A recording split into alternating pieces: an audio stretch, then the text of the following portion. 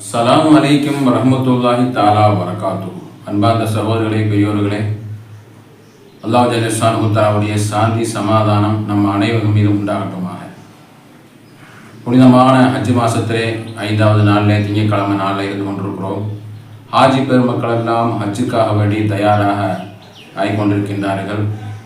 இந்த ஹாஜி பெருமக்களுக்கு நம்ம எங்கெல்லாம் துவா கபூலாகும் என்பதை பற்றி தான் இன்றைக்கி இன்ஷா அல்லாஹ் பார்க்க போகிறோம். 18 இடங்களில் பெருமானார் ரசூலுல்லாஹி ஸல்லல்லாஹு அலைஹி வஸல்லம் துவா செய்தால் கபூலாகும் என்று பிரத்யேகமான முறையிலே இமாம் பெருமக்கள் ஹதீஸுகளே சொல்லப்பட்ட குறிப்புகள்.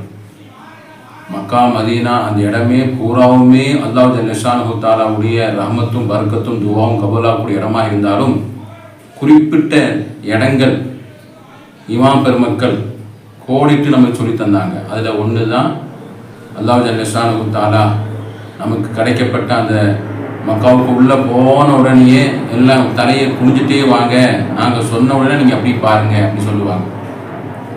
மக்காவுக்கு ஹஜ்ஜுக்கு போகிறவங்க, உம்ராவுக்கு போகிறவங்க இதெல்லாம் இந்த வீடியோவுக்கு பார்த்து எங்கெல்லாம் துவா கபூல் ஆகுமோ அந்த இடங்கள்லாம் நீங்கள் பார்த்து அறிஞ்சு துவா செய்யுங்க, எங்களுக்கு துவா செய்யுங்க.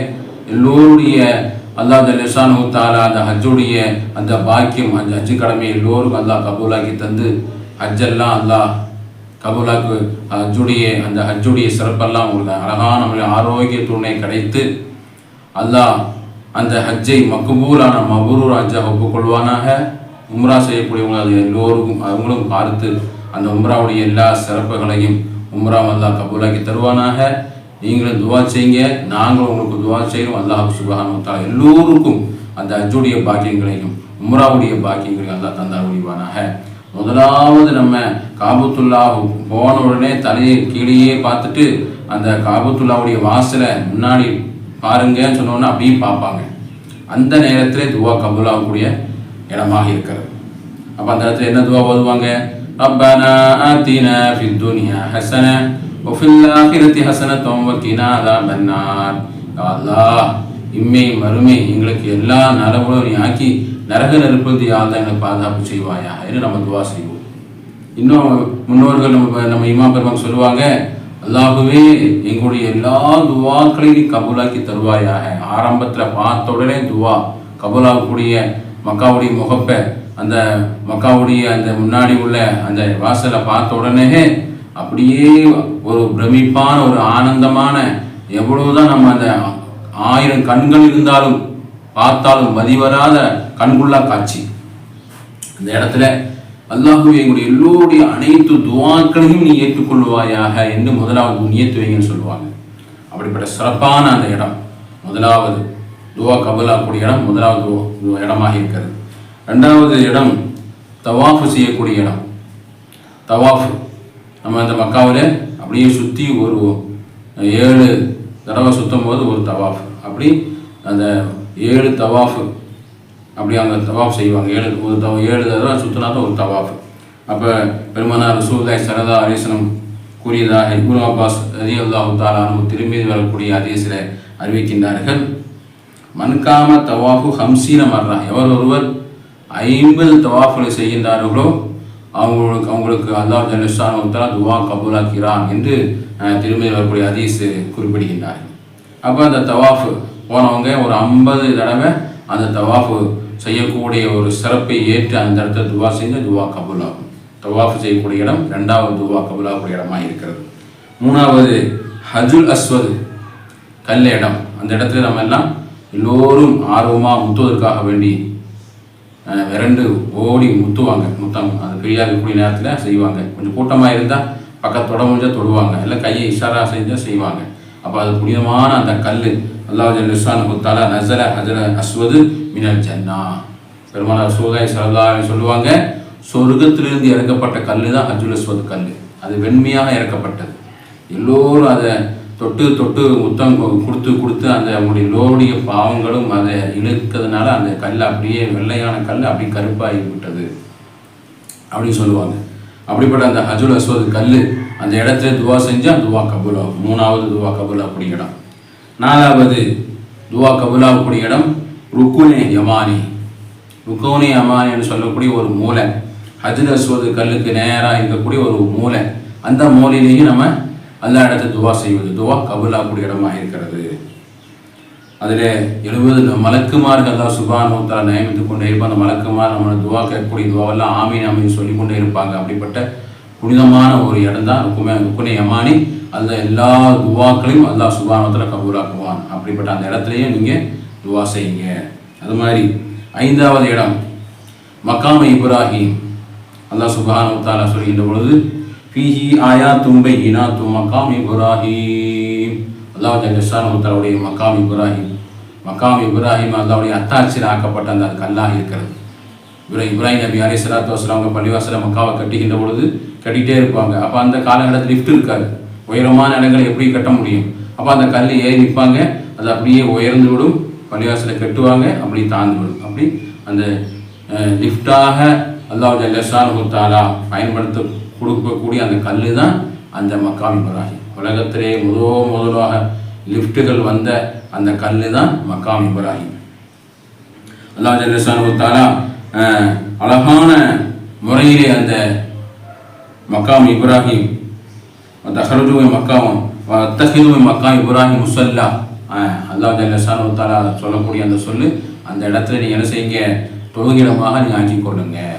அப்போ அந்த தவாஃபெல்லாம் முடித்து விட்டு கடைசியில் அவங்க என்ன செய்வாங்க, அந்த இடத்துல போய் அதுக்கு பின்னாடி ரெண்டாக தொழுவாங்க மக்காம் இப்ராஹிம். அந்த தொழுதுட்டு துவா செய்வது, துவா கபூலாகக்கூடிய இடம் 5வது இடமாக மக்காம் இப்ராஹிம் என்று சொல்லக்கூடிய இடமாக அல்லாஹ் ஜல்லஷானஹு தஆலா அங்கே வைக்கப்பட்டிருக்கிறார். 6வது ஹிஜ்ரு இஸ்மாயில். ஹிஜ்ரு இஸ்மாயில் சொன்ன எல்லோருக்கும் தெரியும். மக்காவு பக்கத்தில் கிணறு மாதிரி ஒரு பாதி கிணறு வடிவத்தில் இருக்கும். அதுவும் மக்காவை சேர்ந்தது தான். ஏன் அப்படி விட்டாங்கன்னு சொன்னால், கட்டக்கூடிய அந்த பணி செய்யக்கூடிய நேரத்திலே பொருளாதாரம் ஹலாலான பொருளாதாரம் இல்லாதனால அப்படியே விட்டாங்க. அவங்க ஹலாலான பொருளாதாரம் வச்சு அந்த பணியை செஞ்சாங்க. மேற்கொண்டு செய்வதற்கு அவங்களுக்கு அந்த ஹலாலான பொருளாதாரம் கிடைக்காதனால அப்படியே விட்டுட்டாங்க. அது மக்காவில் சேர்ந்தது தான் அந்த பகுதியும். ஹிஜ்ரு இஸ்மாயில் சொல்லக்கூடிய அந்த இடமும் காபத்துல்லாவை சேர்ந்ததான். அந்த இடத்துல தொழுதாலும் காபத்துல்லாவுக்குள்ள தொழுத நன்மை கிடைக்கும். அந்த இடத்திலேயும் துவா கபூலாகக்கூடிய இடமாக இருக்கிறது என்று நபிகள் நாயகம் ஸல்லல்லாஹு அலைஹி வஸல்லம் நமக்கு கற்றுத்தருகின்றார்கள். 6வது இடமாக. 7வது இடமாக மீசாப் ரஹம் என்று சொல்லக்கூடிய அந்த மக்காவுக்கு மேலே மழை பெய்ந்து அப்படியே தண்ணீர் வந்து அந்த இடத்துல தான் அந்த பாத்தி வழியாக அப்படியே விழுகும். கொஞ்சம் மாதிரி வச்சுருப்பாங்க, நம்மெல்லாம் பார்த்துருப்போம். தங்கத்தினால ஒரு கொஞ்சம் மாதிரி அப்படியே வைத்திருப்பாங்க. தண்ணி மழை வேறு தண்ணி அப்படி விழுகும். அந்த இடம் தான் என்ன செய்யுது, மீசான ரஹம். அந்த இடத்துலையும் வந்து நம்ம துவா செஞ்சு துவா கபூலாகும். அப்புறம் 8வது சஃபா மலை. 9வது அரஃபா மலை, மருவா மலை. சஃபா மலை, மருவா மலை. இப்போ சஃபா மருவாவில் ஆரம்பிப்பாங்க, மருவா மலையில் அது முடிப்பாங்க. அந்த 2 மலையிலையும் துவா கேட்டால் கபூலாகக்கூடிய இடமாக இருக்கிறது. அடுத்து 10வது ஜம்சம் நீர் குடிக்கக்கூடிய அந்த இடம். மாவு ஜம்சம லிமா ஷுரிபலஹு. பெருமானார் ரசூலுல்லாஹி ஸல்லல்லாஹு அலைஹி வஸல்லம் கற்றுத்தந்தாங்க. எவரொருவர் அந்த ஜம்சம் நீரை பருகின்றார்களோ அவங்களுடைய எல்லா தேவைகளும் அல்லாஹ் கபூலாகி கொடுப்பான். என்ன நியத்து உடனே அவங்க அந்த ஜம்சம் நீரை பருகின்றார்களோ, எந்த நியத்தை வச்சு அந்த ஜம்சம் நீரை குடிக்கின்றாரோ அந்த நியத்தை அல்லாஹ் சுப்ஹானஹு வ தஆலா கபூலாகி கொடுப்பான் என்று பெருமானார் ரசூலுல்லாஹி ஸல்லல்லாஹு அலைஹி வஸல்லம் நமக்கு கற்றுத் தருகின்றார்கள். 10வது துவா கபூலாகக்கூடிய இடமாக. 11வது இடமாக முல்தஸிம் என்று சொல்லக்கூடிய மக்காவில் உள்ள கதவுக்கும், மக்காவில் உள்ள அந்த கதவு, நம்ம எல்லாம் கதவு மக்காவுடைய கதவை பார்த்துருப்போம். தங்கத்தினால எழுதப்பட்டிருக்கும்.